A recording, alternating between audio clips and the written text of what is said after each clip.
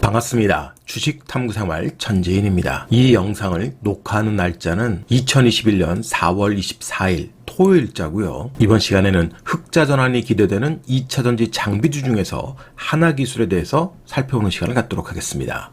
먼저 시황을 좀 살펴보면요. 바이든 정부가 자본이득세에 대한 최고 세율을 2배 인상을 지금 추진하려고 하고 있습니다. 이 소식이 나오자마자 글로벌 증시가 충격을 좀 받으면서 뉴욕 증시가 먼저 1%대 급락이 좀 나왔었고요. 하지만 주말에 반등세를 좀 보였습니다. 기존의 최고 세율 2배 인상을 지금 추진하려고 하는데 20%에서 39.6%까지 오르려고 하고 있습니다. 1년 이상 투자한 투자자들의 자본 소득이 100만 달러 이상일 때 최고 세율을 지금 39.6%까지 올리겠다는 건데요. 이미 시장에는 알려졌던 내용이지만 이것을 시행한다고 하니까 시장이 긴장을 좀 하고 있습니다. 물론 의회에서 이 법안들이 나중에 합의가 되고 통과가 돼야 되겠죠. 아직 수순이 남아 있습니다. 중간에 좀 조율을 할 가능성도 있고요. 아직까지는 의회 통과까지 시간이 좀 남아 있다 이렇게 보시면 될 것 같고요. 어떤 식으로 이제 진행이 되는지 뉴스를 좀 추적을 꾸준하게 해봐야 되겠죠. 그럼에도 우리는 긴장을 좀 할 필요가 있는 것은 아무래도 조세 저항을 받기 마련입니다. 그동안 세금보다 2배나 되는 세금을 내야 된다 그러면 고소득자들의 입장에서는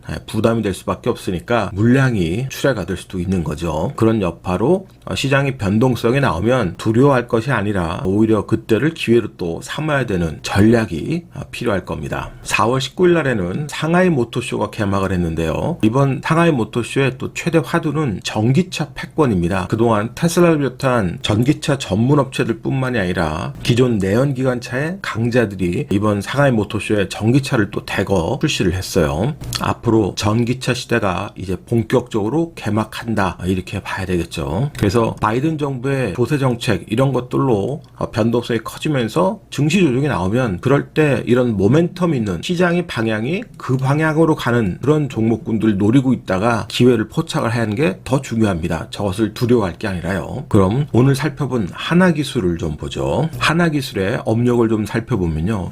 하나기술의 전신이 이제 하나 ENG입니다. 이 당시에는 삼성 SDI하고 삼성전자의 협력업체였었는데요. LCD하고 PDP 장비를 제작하다가 2004년부터 드디어 이제 2차전지 장비 제작에 들어가서 LG화학의 협력업체가 됩니다. 그리고 2017년 이후에는 중국의 또 남경법인도 설립하고 2019년에는 SK이노베이션 협력업체로 등록되면서 삼성 SDI, LG화학, SK이노베이션 국내 배터리 주요 3사와 협력 관계를 만들어냈죠. 그러면서 이제 2차전지 글로벌 기업으로 도약기를 맞게 됩니다. 동사의 장점은 장비사 중에서는 극판 공정까지 올해 제작을 완료하면서 전 공정에 턴키 공급이 가능한 국내 유일 기업일 수 있어요. 그 중에서도 이제 동사가 하는 조립 공정 분야하고 활성화 공정 분야가 전체 매출의 95% 이상을 차지합니다. 또 동사의 장점 같은 경우는 테슬라의 원형 배터리, 또 폭스바겐이나 BYD의 각형 배터리, 또 현대자동차의 파우치형 배터리, 이 모든 배터리 전지 방식의 장비 공급이 가능하다는 장점을 갖고 있습니다. 그러니까 대응을 다 할 수 있다는 장점이 있는 거죠.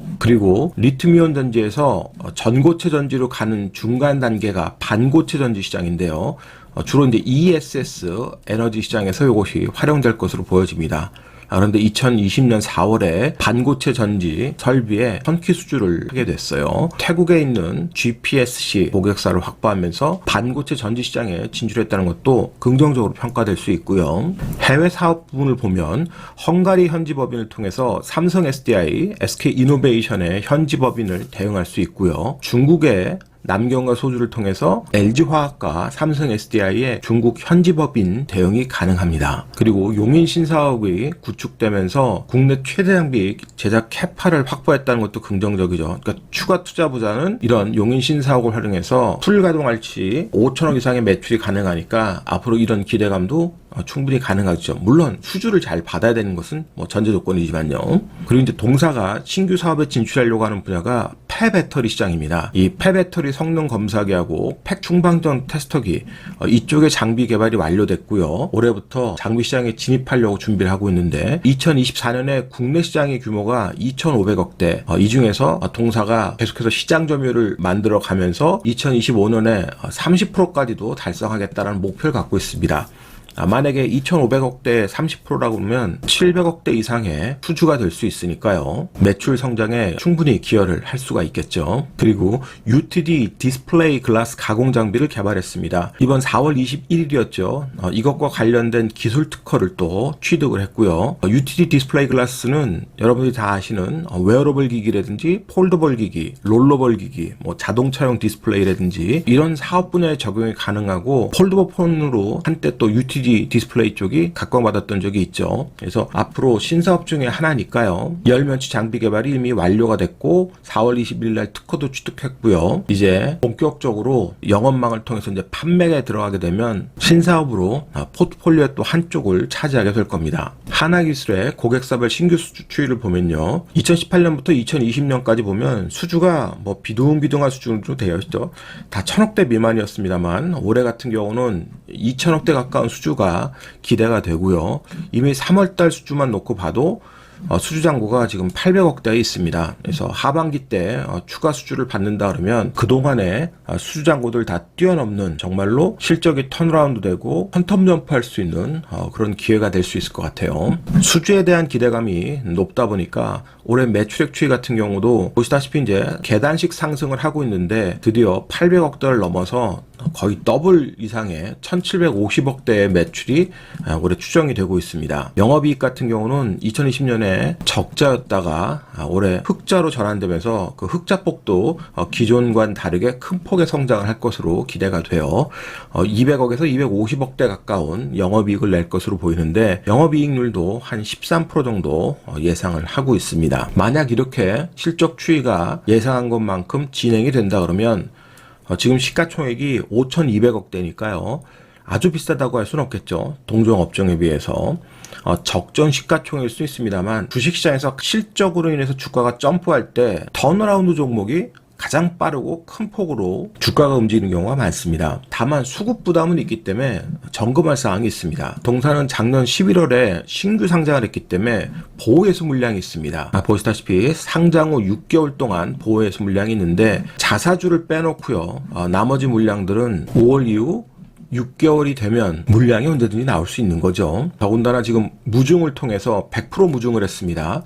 100% 무증을 했기 때문에 물량이 여기에 2배가 나와요. 나올 수 있는 물량은 113만 주 이상이 됩니다. 적은 물량은 아니죠. 거래량이 많은 종목이 아니니까. 그래서 그런 물량 소화 과정도 조금 지켜볼 필요가 있습니다. 그러니까 급하게 승부를 보려고 하지 마시고 최근에 이제 기관이 입질 매수에 들어왔기 때문에 기관의 수급도 보고 기술적 자리를 보면서 대응하면서 이 종목을 꾸준히 추적할 필요가 있을 것 같아요. 그러면 차트를 보면서 주가의 위치와 전략을 좀 살펴보죠. 동사 같은 경우는 작년 11월에 상장 이후에 조정이 좀 나왔고요. 저점을 찍고 반등을 시도해서 이 상장 이후 고점을 넘었습니다. 근데 중요한 기술적 자리가 나왔죠.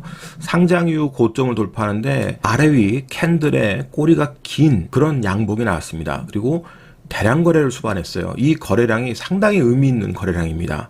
1200만 주나 거래량이 터지면서 수급이 장악이 됐고요. 그 이후에 급등이 나왔다가 지금 박스권에 갇혀 있는데 이 대량 거래 터진 양봉을 깨지 않고 이 자리 근처만 내려오면 다 반등이 나왔단 소리예요. 자, 하지만 여기에서 추가적으로 더 큰 수급이 들어오지 않으니까 아직까지는 이 상단의 박스권에 갇혀 있습니다. 자, 그런데 최근에 박스권 상단 근처에서 기관이 입질 매수가 지금 들어오고 있어요. 연기분도 일부 들어왔고 투신권도 조금 들어오고 있고요. 그러니까 많은 물량이 아니어서 이것을 큰 의미를 가지고 보긴 어렵습니다만 최근에 상하이 모터쇼에서도 보셨듯이 전기차 시대는 이제 본격적으로 개막된다. 이것을 생각하고 각 전기차 관련 회사들이 본격적인 투자가 계속 집행될 것으로 예상되기 때문에 전기차 관련주 중에서도 장비주들을 이제는 좀 눈여겨볼 시기가 된 것 같습니다. 신규주만 아니면 지금 자리에서 조정받으면 언제든지 대응이 가능하겠습니다만 신규주이기 때문에 조금 전에 설명드렸듯이 보호예수 물량이 풀리는 5월달을 또 눈여겨봐야 돼요. 그래서 욕심 부리지 않고 이렇게 양봉의 저점 구간에 내려오게 되면 그게 이제 6,500원대 하단이 되겠죠. 자, 이때부터 뭐 대응을 좀 하겠다면 대응하셔도 될 것 같고요. 그리고 역시 안전하게 대응할 수 있는 지점은 기술적으로 3번의 지지자리를 만들었던 이 5,500원 근처에서 5,000원 근처, 요 자리, 이 자리에 내려온다 그러면 바이든 정부의 조세 저항에 맞아서 매도 물량들이 나오면서 글로벌 증시가 다 같이 조종받을 때 이런 자리에 내려오면 정말로 편안하게 매매할 수 있는 자리가 되겠죠. 충분히 수익이 기대될 수 있는 종목으로 보여집니다. 오늘자 한 줄 요약. 전기차 시장 확대에 따른 장비주도 살펴보자. 이 영상이 도움이 됐다면 좋아요, 구독하기 부탁드리고요. 저는 다음 시간에 또 뵙도록 하겠습니다. 고맙습니다. 전지인이었습니다.